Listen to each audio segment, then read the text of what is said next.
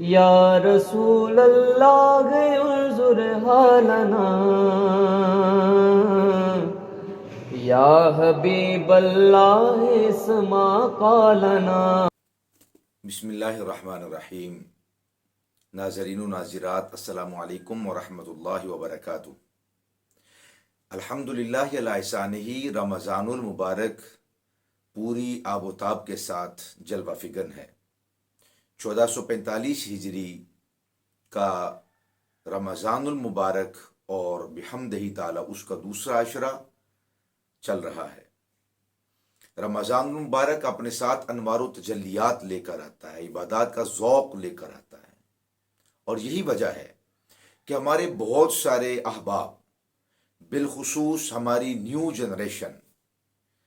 رمضان المبارک کی برکت سے قرآن و سنت کے قریب سے قریب تر ہو رہے ہیں۔ یہ بڑی خوش آئند بات ہے، لیکن وہاں پر ہمارے لیے نہایت قابل تشویش بات یہ ہے کہ بہت سارے ہمارے بچے اور بہت ساری ہماری بچیاں قرآن و سنت کو از خود سمجھنے کا ذوق رکھتے ہیں، اور انہیں معلوم نہیں ہے کہ قرآن و سنت ایک بحر بے کنار ہے۔ اس کے صحیح اطلاقات اور اس کے صحیح مفہوم کو سمجھنے کے لیے ہمیں اپنے اکابرین، اپنے اسلاف اور اساتذہ اور قرآن و سنت کے جو ماہرین ہیں، ہمیں قدم قدم پر ان کی ضرورت ہے۔ اگر کوئی شخص، ہمارا کوئی بیٹا یا کوئی ہماری بیٹی قرآن و سنت کو سمجھتے ہیں قرآن و سنت کے ماہرین کی روشنی کے اندر، تو یہ بڑی سعادت کی بات ہے۔ اب ایک یہ جدا مسئلہ ہے کہ قرآن و سنت کا ماہر کون ہے، قرآن و سنت کا کے اندر رسوخ رکھنے والا شخص کون ہے، اور یہی وجہ ہے کہ نامعلوم ہونے کی بنا پر جو ان کے سامنے آتا ہے، جو قرآن و سنت کو بیان کر رہا ہے، وہ یہ خیال کرتے ہیں اور یہ سمجھتے ہیں کہ یہی برحق ہے۔ جس طرح کہ پاکستان کا ایک بڑا معروف نام ڈاکٹر اسرار احمد صاحب، جن کا وصال ہو چکا ہے، انہوں نے قرآن مجید فرقان حمید کی تفسیر لکھی بھی ہے، اور ان کی آڈیو کے اندر یہ تفسیر موجود بھی ہے، اور اس کے علاوہ بے شمار ان کا لٹریچر ہے، ان کے مقالہ جات ہیں، مضامین ہیں، اور چند ایک ان کی بکس بھی ہیں۔ تو ہمارے نوجوان ان کو پڑھتے ہیں اور ذوق رکھتے ہیں کہ ان کا کسی بھی اسلامی اور دینی، مذہبی اور شرعی مسئلہ کے اندر ان کا زاویہ نظر جان لیا جائے، اور ان کا زاویہ نظر جاننا اپنے لیے ضروری سمجھتے ہیں۔ لیکن اکابرین کی جو تحقیقات ہیں اور جو قرآن و سنت کے ماہرین ہیں، ان کی تحقیقات کی روشنی میں ڈاکٹر اسرار صاحب کے بہت سارے ایسے مسائل ہیں جو کہ پورے نہیں اترتے۔ بہت سارا کام ان کا اچھا کام ہے، عمدہ کام ہے، قابل تحسین ہے، مگر بہت زیادہ ایسے ان کے تفردات ہیں، یعنی بہت سارے ان کے وہ نظریات اور افکار ہیں کہ جو قرآن و سنت اور اجماع امت کے خلاف ہیں، قابل اصلاح ہیں، اور بہت سارے تو ان کے وہ نظریات ہیں جو کہ قابل تشریح ہیں، ان کی تشریح ہونی چاہیے تھی، مگر انہوں نے اس کی تشریح نہ کی۔ بہت سارا ایسا کلام ہے ڈاکٹر صاحب کا کہ اس کو اگر کوئی اسی طرح پڑھے اور اتنی ہی بات کو پڑھے اور سمجھے تو وہ گمراہ ہو سکتا ہے، اس کے گمراہ ہونے کا خدشہ ہے۔ مثال کے طور پہ میں چند ایک باتیں عرض کر دیتا ہوں کہ ڈاکٹر صاحب کے نزدیک قبولیت اعمال کا دار و مدار ایمان پر نہیں ہے، جبکہ قرآن و سنت میں جگہ بجگہ بہت ساری آیات طیبات اور احادیث طیبات اس بات پہ دلالت کرتی ہیں کہ عمل اس کا مقبول جس کا ایمان مقبول ہے۔ جس کا ایمان مقبول نہیں ہے تو اس کا عمل بھی مقبول نہیں ہے، اس کی جزا کسی نہ کسی صورت میں رب ذوالجلال بندے کو دنیا کے اندر عطا کر دیتا ہے. اگر ایمان ہوگا تو اس کا عمل مقبول ہوگا، بلکہ تھوڑے عمل کے اندر بہت زیادہ برکت عطا فرما دی جائے گی. لیکن ڈاکٹر صاحب کے نزدیک ایمان شرط نہیں ہے. کوئی کسی حال میں اچھا کام کرتا ہے وہ اللہ سبحانہ و تعالیٰ کے ہاں مقبول ہی مقبول اور محبوب ہی محبوب ہے. جبکہ اجماع امت ہے اس بات پر، 20 احادیث طیبات اور قرآنی آیات ہیں کہ عمل اللہ اور اس کے رسول کی نظر میں وہ مقبول ہے جو ایمان لانے کے بعد ہو. اگر ایمان لانے کے بعد وہ کوئی بھی نیک عمل کرتا ہے تو تھوڑا بھی ہوگا تو اللہ سبحانہ و تعالیٰ اسے مقبول فرمائے گا اور اسے قبول فرمائے گا. ایمان شرط ہے. ایمان اگر ہوگا تو قوی امید ہے کہ رب ذوالجلال اس بندے کی بخشش و مغفرت فرما دے گا. اسی طرح معتزلہ کی طرح ڈاکٹر صاحب کا بھی ایک عقیدہ ہے. ڈاکٹر اسرار صاحب کہتے ہیں کہ جو شخص کسی گناہ پہ مصر ہو، جو شخص کسی گناہ پہ مصر ہو، اڑ جائے، اصرار کرے اور اس عمل کو بار بار کرے، تو وہ اصرار کرنے والا شخص دائمی طور پر جہنمی ہو جاتا ہے.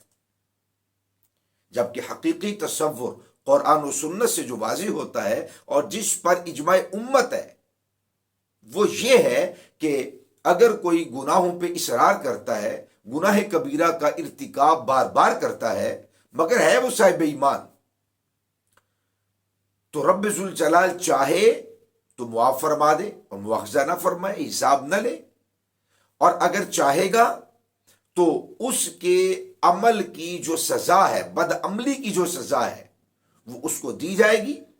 اور اس سزا سے وہ گناہگار طیب و طاہر ہوگا، پاکیزہ ہوگا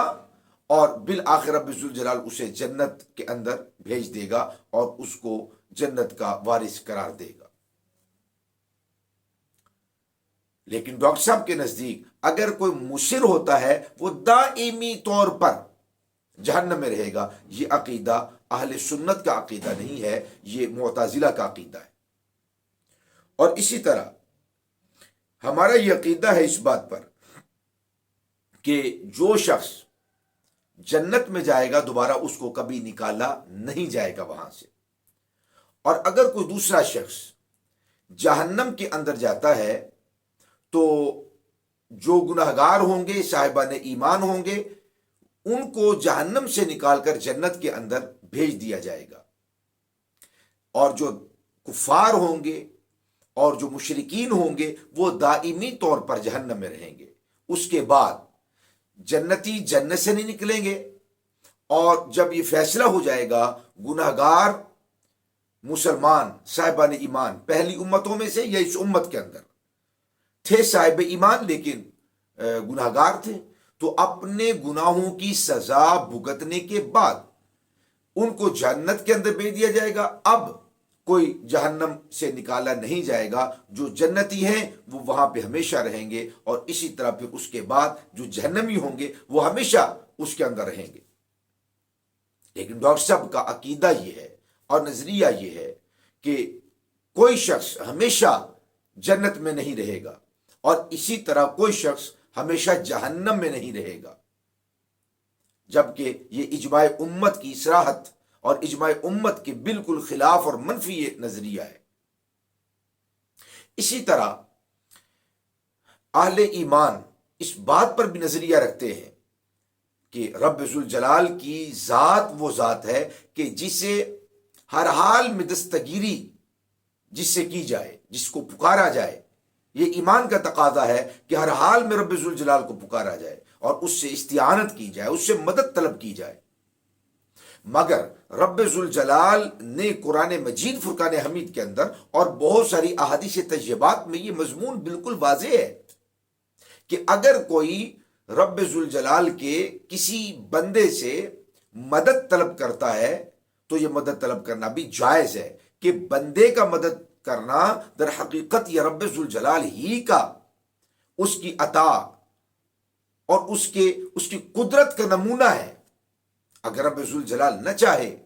تو کوئی استعانت نہیں کر سکتا، مدد طلب نہیں کر سکتا، اور جس سے مدد طلب کی گئی ہے وہ آگے مدد کرنے پر بھی قادر نہیں ہے۔ آپ اور میں یا کوئی اور زندہ یا فوت شدہ اگر وہ کسی کے کام آتا ہے اور اس کی وجہ سے بگڑی بنتی ہے تو بنانے والی ذات اللہ سبحانہ و تعالیٰ کی ہے، اس میں کسی بندے کا کوئی عمل نہیں ہے، دخل نہیں ہے۔ سب رب ذوالجلال، پوری کائنات رب ذوالجلال کی محتاج ہے۔ لیکن ڈاکٹر صاحب کے نزدیک اگر نبی اکرم صلی اللہ علیہ وسلم سے استمداد کی جائے، حضرت مولا کائنات علی المرتضیٰ کرم اللہ وجہہ الکریم سے مدد طلب کی جائے، استعانت کی جائے، یا اسی طرح اولیاء عظام جن کی ساری زندگی قرآن و سنت کی خدمت کرتے ہوئے گزری، اور جو علماء میں، ائمہ میں، اسلاف میں، کابرین میں، محدثین کے اندر جو قابل سند شخصیات ہیں، جن سے امت نے فائدہ اٹھایا، ایمان نصیب ہوا، اخلاق ملے، انسان راہ راست پر آیا، نظریات و افکار کی نجاست اور جو باطنی بیماریوں کا تعفن تھا وہ دور ہوا، جن کی صالحیت پر، جن کے تقوی پر، جن کی پاکیزگی پر اور جن کی طہارت پر امت کا اتفاق ہے، وہ محبوبان خدا اور وہ مقربان خدا، وہ رب ذوالجلال کے محبوب اور مقرب بندے، خلاق لم یزل نے ان کے وجود کے اندر یہ فیض رکھا ہے کہ اس کی عطا سے، اس کے حکم سے، اس کی اجازت سے وہ مدد کرنے پر قادر ہیں، مگر بندے کا مدد کرنا یہ اس کا ذاتی مدد کرنا نہیں ہے، یہ رب ذوالجلال